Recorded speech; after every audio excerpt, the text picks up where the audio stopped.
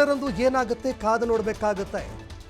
ಇನ್ನು ಭಾರತ ಮತ್ತು ಪಾಕಿಸ್ತಾನ ನಡುವೆ ಕದನ ವಿರಾಮ ಘೋಷಣೆಯಾಗಿರುವ ಬೆನ್ನಲ್ಲೇ ಕೆಲವು ಕ್ಷಣಗಳಲ್ಲಿ ಪ್ರಧಾನಿ ನರೇಂದ್ರ ಮೋದಿ ಅವರ ಸಭೆ ನಡೆಯುತ್ತೆ. ಕೆಲವು ಕ್ಷಣಗಳಲ್ಲಿ ಪ್ರಧಾನಿ ನರೇಂದ್ರ ಮೋದಿ ಅವರ ನಿವಾಸದಲ್ಲಿ ಅಜಿತ್ ದೋವಲ್ ಅವರ ಒಂದು ಸಮ್ಮುಖದಲ್ಲಿ ಸಭೆ ನಡೆಯುತ್ತೆ. ರಾಷ್ಟ್ರೀಯ ಭದ್ರತಾ ಸಲಹೆಗಾರ ಅಜಿತ್ ದೋವಲ್ ಅವರು ಕೂಡ ಈ ಸಭೆಯಲ್ಲಿ ಭಾಗಿಯಾಗಲಿದ್ದಾರೆ. ಕದನ ವಿರಾಮ ಘೋಷಣೆಯಾಗಿರುವ ಬೆನ್ನಲ್ಲೇ ಒಂದೆಡೆ ರಕ್ಷಣಾ ಸಚಿವರು ಸುದ್ದಿಗೋಷ್ಠಿ ಕೂಡ ನಡೆಸೋರಿದ್ದಾರೆ. ಮತ್ತೊಂದೆಡೆ ಪ್ರಧಾನಿ ನರೇಂದ್ರ ಮೋದಿ ಅವರು ಈವರೆಗೆ ಏನೆಲ್ಲ ನಡೀತು ಇದೆಲ್ಲದಕ್ಕೂ ಸಂಬಂಧಪಟ್ಟಂತೆ ರಾಷ್ಟ್ರೀಯ ಭದ್ರತಾ ಸಲಹೆಗಾರರಾಗಿರುವಂತಹ ಅಜಿತ್ ದೋವಲ್ ಅವರ ಜೊತೆಗೆ ಸಭೆ ನಡೆಸಲಿದ್ದಾರೆ. ಅಜಿತ್ ದೋವಲ್ ಅವರು ಕೂಡ ಪ್ರಧಾನಿ ನರೇಂದ್ರ ಮೋದಿ ಅವರ ನಿವಾಸಕ್ಕೆ ತೆರಳುತ್ತಾ ಇದ್ದಾರೆ. ಪ್ರಧಾನಿ ನರೇಂದ್ರ ಮೋದಿ ಅವರ ನೇತೃತ್ವದಲ್ಲಿ ಈ ಒಂದು ಸಭೆ ನಡೆಯುತ್ತೆ.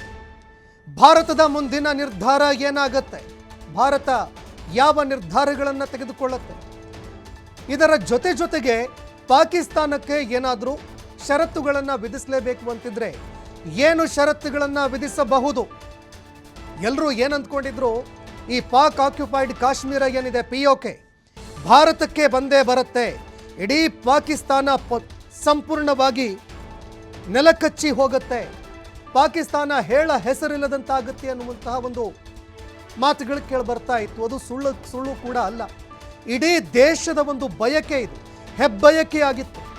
ಪಾಕಿಸ್ತಾನವ ಎಂದಿಗೂ ಕೂಡ ಮುಂದಿನ ದಿನಗಳಲ್ಲಿ ಭಯೋತ್ಪಾದಕರಿಗೆ ಶರಣಾಗತಿ ಕೊಡಬಾರದು, ಭಯೋತ್ಪಾದಕರಿಗೆ ನೆಲೆಯಾಗಬಾರದು, ಭಯೋತ್ಪಾದನಾ ಕೃತ್ಯಕ್ಕೆ ಮುಂದಾಗಬಾರದು, ಭಯೋತ್ಪಾದಕರ ಬೆನ್ನಿಗೆ ನಿಲ್ಲಬಾರದು. ಇದೆಲ್ಲವೂ ಕೂಡ ಇವತ್ತಿಗೆ ಸ್ಟಾಪ್ ಆಗಬೇಕು. ಆ ರೀತಿಯಾಗಿ ಭಾರತ ಸರ್ಕಾರ ಏನು ನಿರ್ಧಾರ ತೆಗೆದುಕೊಳ್ಳುತ್ತೆ, ಇಡೀ ದೇಶ ಇದರ ಮೇಲೆ ಗಮನ ಇಟ್ಟಿದೆ.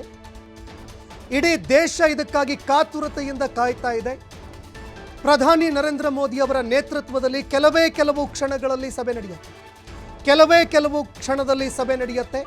ಸಭೆಯಲ್ಲಿ 3 ವಿಭಾಗಗಳ ಏನು ರಕ್ಷಣಾ ಇಲಾಖೆಯ 3 ನಮ್ಮ ಸೇನಾ ವಿಭಾಗಗಳಿದ್ದಾವೆ.